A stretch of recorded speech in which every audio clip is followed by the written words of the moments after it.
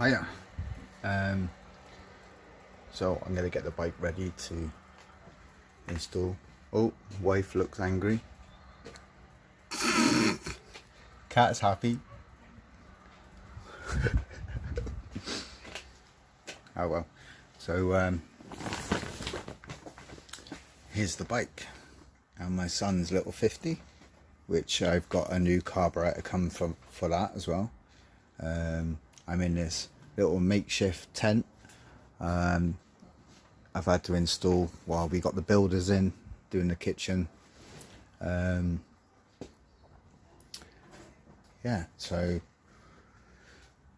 I think I need to get this bike stripped down, make it a little bit easier so I can get access to the carb.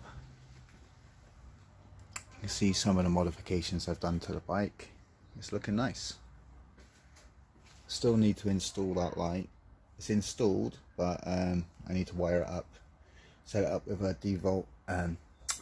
D-volt battery.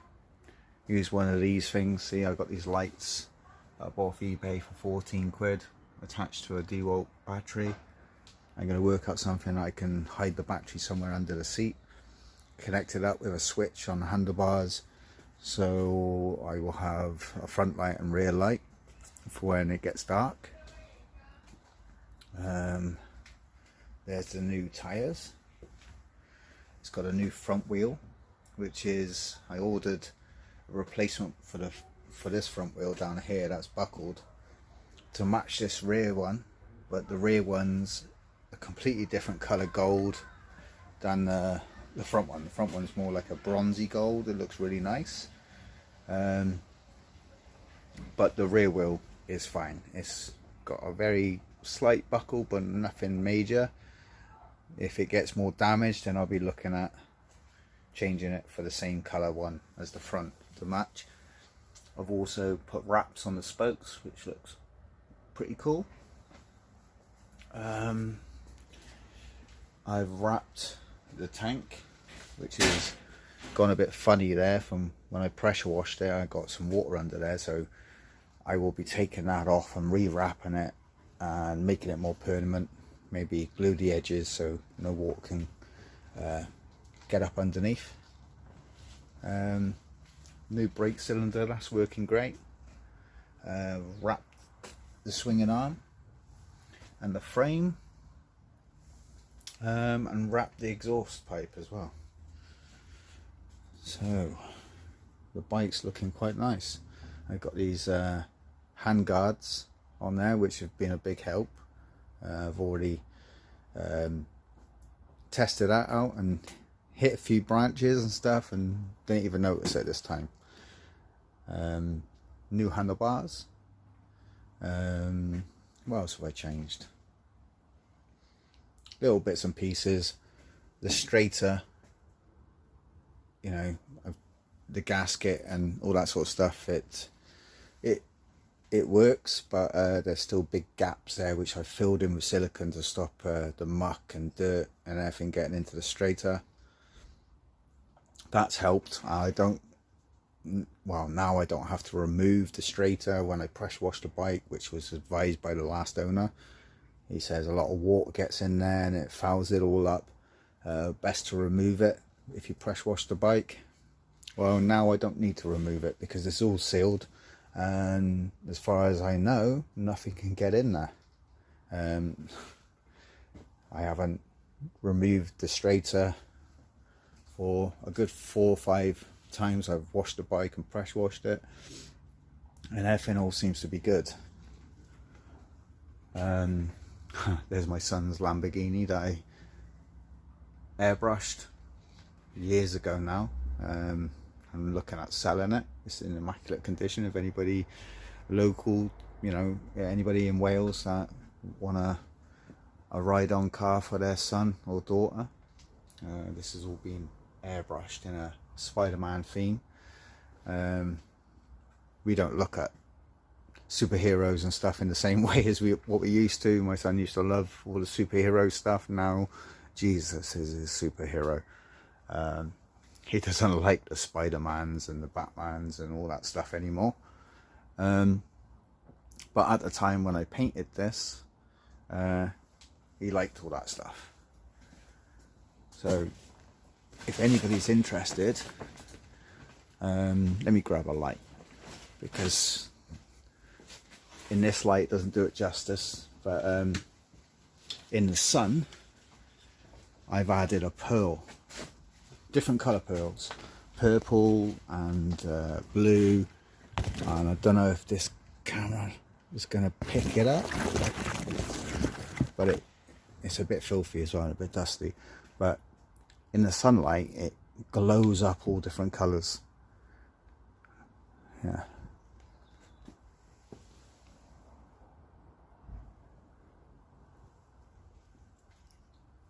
Anyway, it is what it is. Doesn't look very good in this light, but when you see it in the sun, it looks something else. It's got a radio control as well, so you can either use it as the biggest radio control car, you know, like a huge radio control car. It's not very fast, but it's quite fun to use as a radio control car, or put your child in it and drive them around with the controller, or just use the controller as a safety thing, you know, in case your child's going out into the road or something. You can put the brakes on or turn the steering and take control over it, control the speed, blah blah blah blah blah, going off topic. So I need to get these bikes, well, my bike and Rocco's bike, stripped down, because we've both got new carbs to go in. But yeah, I'm going to take all the plastics off, and you know, where there's carb is on this bike, it's very hard to get to. It's even hard to change the air filter. I think I see Motor Machines, he was actually taking the manifold off and removing it all in one piece. I think that's probably the best option, whereas before I was just undoing the carb off the manifold and pulling it out. I think it is best just to remove it, you know, straight from the head, and I should have more access and more room to play with. So with that being said, peace. So I've now removed the Molka, or Molt, whatever it's called, M-O-L-K-T. I've removed the original carb, took it off on the manifold. It was a lot easier to remove that way, and yeah, released the throttle cable, and hopefully this throttle cable will just go on this new carb and we'll have no problems. As for the bike, I didn't strip it down too much. I just released the fairing off of one side just to make it easier to gain access, so I just loosened all of this, and yeah, it was pretty easy to remove.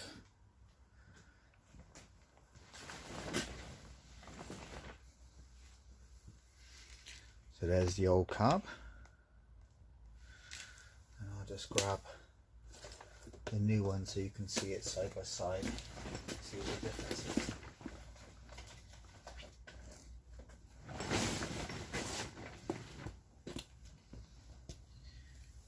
And that is the new carb.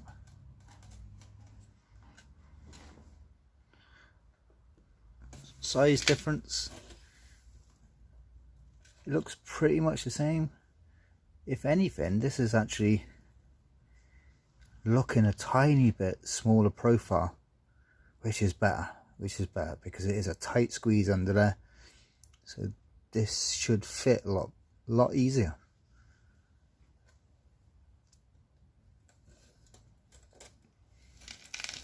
Very nice looking carb compared to the standard one. All CNC machining. It's very nice. Yeah, so I'll get this installed now and set it up on the bike.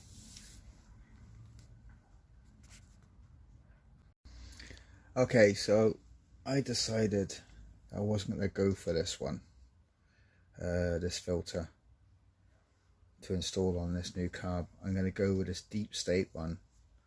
It's a lot smaller. It looks kind of pathetic, but it is two-stage. There is two different types of foam in it. I've oiled it to the best of my ability, and I'll put the sock over the top as well as a precaution. But this should fit in that tight little space a lot better than this massive thing. So when I come to pressure wash the bike, normally what I do is I put a bag over the top of this, and it is a bit of a awkward thing to get on. I find it's better to put a bag over and leave this on than to remove it and plug up the carb, the intake. So with this being on, if you look at the size difference, this is meant for this bike. Well, they use it in racing. I was quite, you know, when I seen the size of it, I was like, is this going to be any good? But I've run one of these on the bike already and it worked well. So with this being in and that sock on, it should be fine. And when I come to pressure wash the bike, I'll be able to slip a bag over this, a sealy bag, and cable tie it on, and it should be a lot easier. So I'm going to put this on there. If you look at the profile difference, you know, this will fit in a lot easier. And really, when you think about it, because it's smaller, it should be able to draw in more air. I know it's got a bigger surface area, but it's up against the frame and it's up against other bits. This bit's backing onto the, you know, the rear fairing.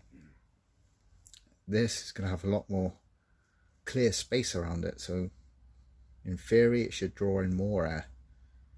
So we're going to go with that and see what happens. I've installed the manifold onto the nibbi. Everything was the same, no problems there. So the next thing, I'll put this air filter on, then connect up the throttle cable, and that should be it in regards to installation.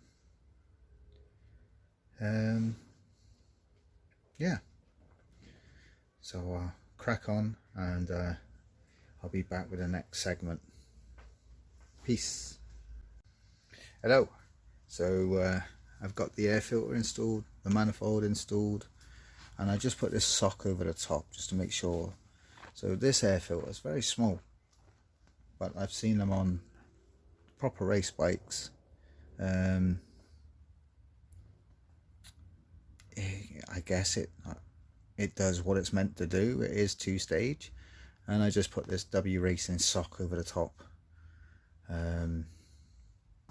Yeah, you can see the size difference between the two filters. This should make it a lot easier. I'm probably might even be able to change the filter being this size without having to remove the carb like I have to do with this one. And as I said in the previous video, when I come to pressure wash the bike, I can easily put a sealy bag over the top of this and cable tie it on and pressure wash the bike without having to worry about getting the filter dirty, wet, sorry. I don't change and clean the filter after every ride. I only go out for about an hour or two tops. If I get covered in mud, if the bike gets cleated, then yeah, I will remove the filter, clean it and replace it, re-oil it. But just doing a general ride on a dry day with this boot on it, it does keep pretty clean. You can see, you know, this air filter has done a couple of rides with this boot on, and it's pretty much spotless inside. If the cameras can pick that up or not, but yeah, it's spotless inside, so I got no worries there. These air filters, they are called Deep State. 50mm air filters, and if you want to pick one up, I know Parker Racing sell them, but I think I bought it from Red Circles. Stickers that are on my bike, I got them from Red Circles for $11.99, which I think is very cheap, very good. It seems to work all right. I've had one on my bike before. Unfortunately, I split the rubber boot part doing up the Jubilee clip too tight, and I split it. And they kindly, even though I told them, you know, it's split while it's been on the bike, they actually said to me, I think you've probably tightened up the Jubilee clip too much, and that's how it split. But they said, don't worry, we'll send you out a replacement, which I thought was really good with them, good for them, good of them, sorry, can't get my words out. Which is why I decided to put their stickers on my bike. They send you out stickers with every part you order, and I just feel like I've had such a good experience with them. They've been so helpful, messaging me back on eBay, and you know, because I'm still learning. Very, very helpful, very kind, very generous, and you know, their parts seem to be the cheapest on eBay, or at least one of them. There is another company I use on eBay who's brilliant. I think they're called pwk28 UK. Super rapid postage. You know, sometimes they turn up within 24 hours. The guy is super helpful, brilliant. You know, very, very, very good guy. And yeah, they put their customers first, and their service is brilliant. Just like Red Circles, very, very good. Now, W Racing, don't even get me into them. I'm not going to bash them, but my experience with them has been very, very poor. They are meant to be one of the best, you know, pit bike specialists in the UK. I know they make good bikes and make good racing parts and stuff like that. But my experience in the last month has been very, very bad. So, you know, things can happen. They're not a very big company, so there could be problems in the family. We don't know what's going on there. There could be a health issue or whatever. So I hope whatever's going on with them, they recover from it and come bouncing back better than ever. So I wish them all the best and hope they can turn this around. So I'm not going to bash them, but I will say that my experience with them has been pretty poor for whatever reasons. But my experience with Red Circles and Pit Bike Spares UK has been excellent. I mean, in regards to an experience you could have on eBay, they've been the best. Both companies have been the best, very helpful. Their parts and, you know, the prices are very, very reasonable, if not the cheapest on the net. But yeah, that's where I seem to be getting all my parts from at the minute. Another good company is Fun Bikes UK. They do a very good service. I've not had any interactions with them, so, you know, but in regards to a retailer that gets things out quickly and has plenty of stock, they're very, very good. But if you want good customer service, some help, because, you know, we all start somewhere. We're all novices without, you know, any experience. And Red Circles and Pit Bike Spares UK, they're the people to go to if you don't know what you're doing and you need help. They're brilliant. So I'll get this on the bike now. Should be an easy install. Just attach it, attach the manifold, and then I'll be putting in the throttle cable, hopefully that goes well, and it should be good to go then, and I'll be able to test it out tomorrow, weather permitting, or should I say God willing. God willing, I'll be able to test it out tomorrow, and I'm sure it would be great. So take it easy. Peace. Hi, so I'm just doing this nibbi carb installation. I was looking at the throttle cable and I made a bit of a mistake.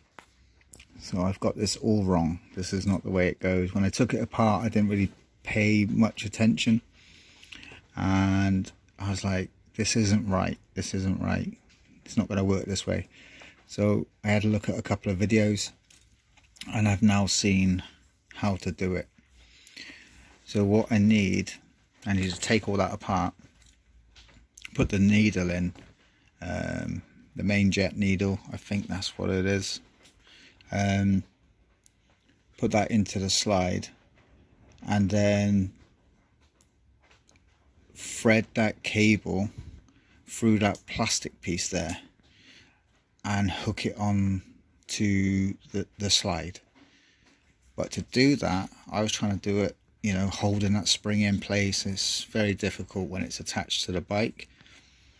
So what I'm going to be doing is using these mole grips, and I've wrapped some elastic band around it to grip the cable and hold it in place. And with the elastic band on it, it shouldn't damage the cable, because that would be a disaster. So I'm going to try it that way and see how it turns out. So with a lot of fiddling about, I managed to get these mole grips on there, and because of the rubber band, it's not going to damage the cable. It's a bit fiddly, but I got there in the end.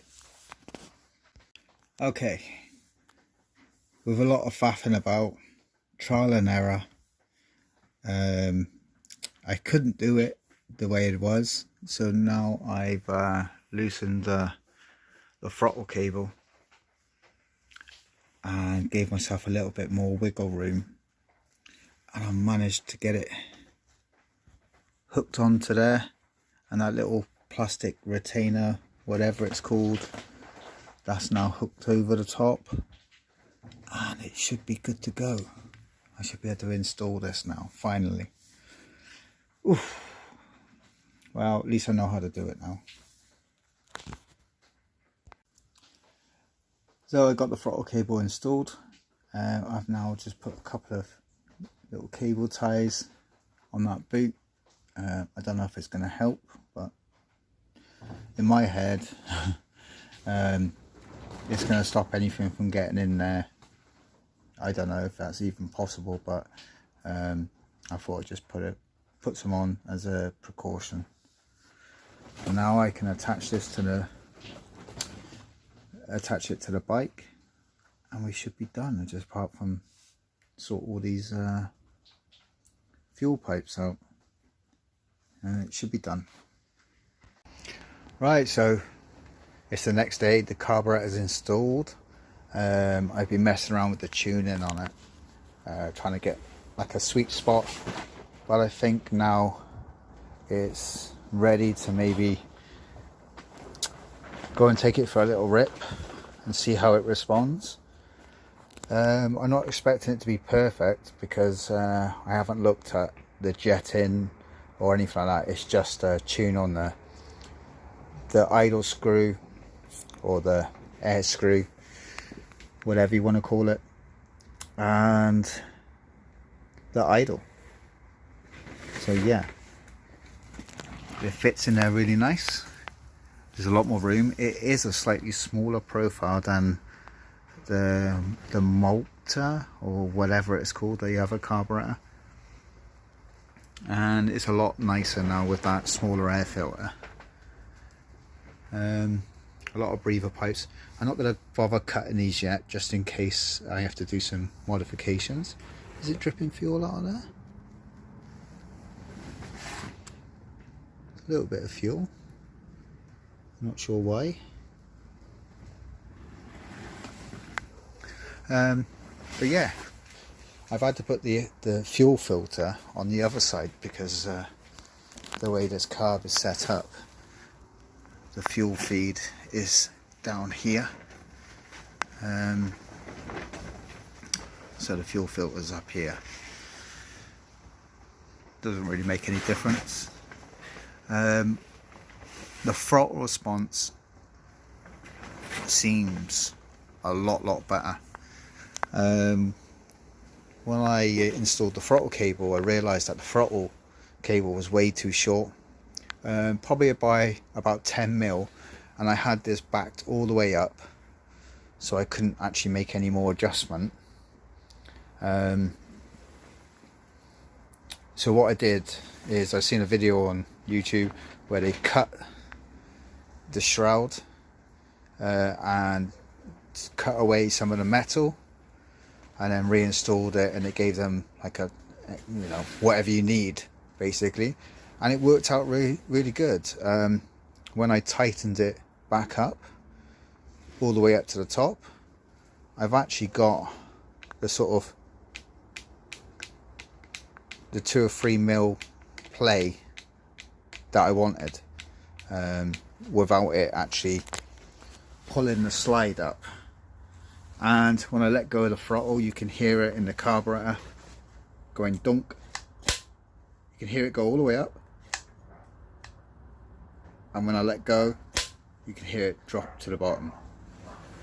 So that was successful. My throttle feels really nice. So we'll take it out for a spin and see what the tuning's like. I'm hoping I'll get away without changing the main needle or the jets. I don't want to really go into jetting. It was, you know, I had to learn a lot just to put this carb in and get it to run nice. I don't really want to go down the lines of jetting just yet. If it's something I have to do in the future, then I'm all up for it. It's something new to learn, but as it is right now, without it getting too complicated, I think I've found a kind of sweet spot. Without running it, I can't tell for sure, but it seems to be running and more responsive than what the stock carburetor was. After a little bit of a mess around with the air screw and the idle, it seems to be running pretty nice. But who knows, when I'm going down the road, it might bog still, or worst case scenario, yeah, I don't want the engine to lock up or something like that because I'm running it too lean. If anything, I think I'm running it a little bit rich, but we'll see how it goes. For initial start, let's see what it does. I did run it while I was tuning it, so the bike's fairly warm. It's not hot, and I can't really show you on the exhaust because I've got this fiberglass wrap on it so I can touch it. I would say it's, you know, fairly warm still.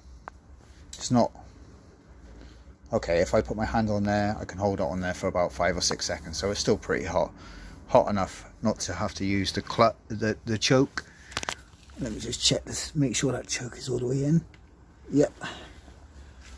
So it's fairly warmed up, so I shouldn't have any problems. Let's see how it goes.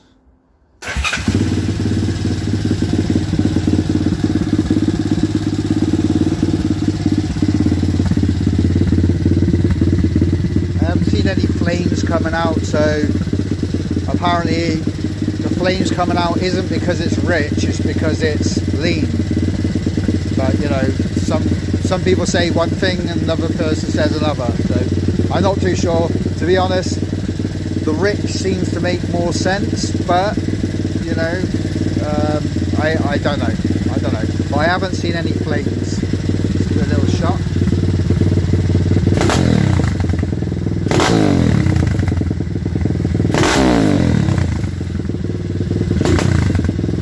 A bit of hesitation there. But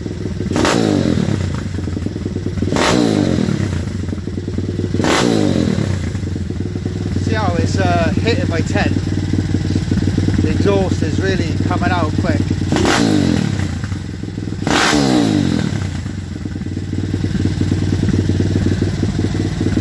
It sounds a lot throatier.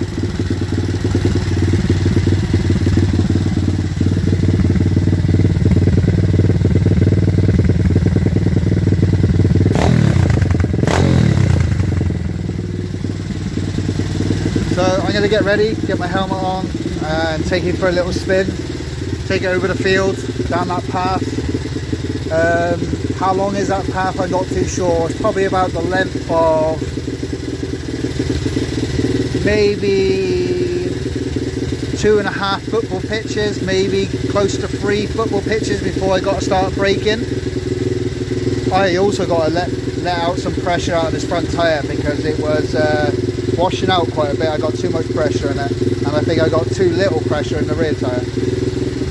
So the next time you see me is we'll be testing the bike, see how the carburetor goes. Hopefully everything's alright. Peace.